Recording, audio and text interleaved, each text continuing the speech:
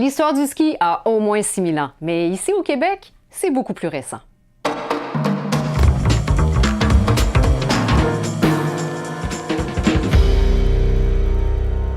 En Scandinavie et en Russie, depuis des milliers d'années, c'est le ski qu'on a privilégié pour se déplacer sur la neige, alors qu'ici, au Québec, les Autochtones ont développé la raquette, que les colons ont rapidement adoptée.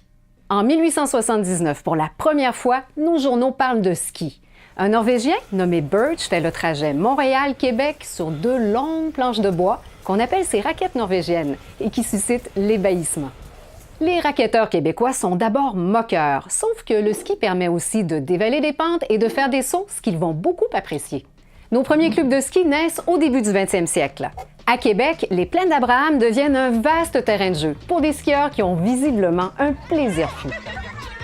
Étonnamment, l'équipement reste le même jusque tard dans les années 30. Bottes souples et fixation de ski de fond pour tout le monde, qu'on fasse de la promenade, du ski alpin ou des sauts de 50 pieds.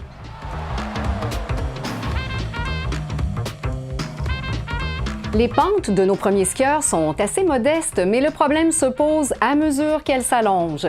Monter 30 minutes pour en descendre 2, c'est assez frustrant. Vers 1929, drôle de coïncidence, 2 patenteux Québécois, Moïse Paquette et Alex Foster, ont la même idée.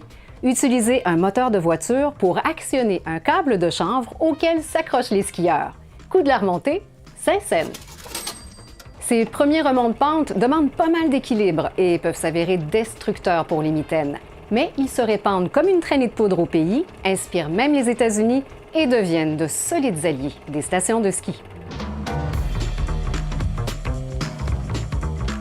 Dans les années 30, le tourisme d'hiver s'impose comme moteur économique et l'engouement pour le ski se confirme, au point qu'en 1936, Québec a un problème. Ses pentes et ses tremplins ne sont plus à la hauteur.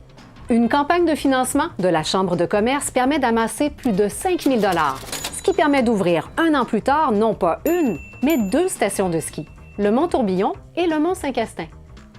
Le marketing du ski a de belles heures devant lui et le Québec produit son lot de champions, parfois oubliés, comme Jean-Yves Gosselin, remarquable skieur unijambiste qui fait parler de lui jusque dans les années 50. On salue aussi la créativité de Tadoussac, qui fait la promotion du ski sur sable dès 1940. Malheureusement, depuis 1983, les dunes sont jugées trop fragiles.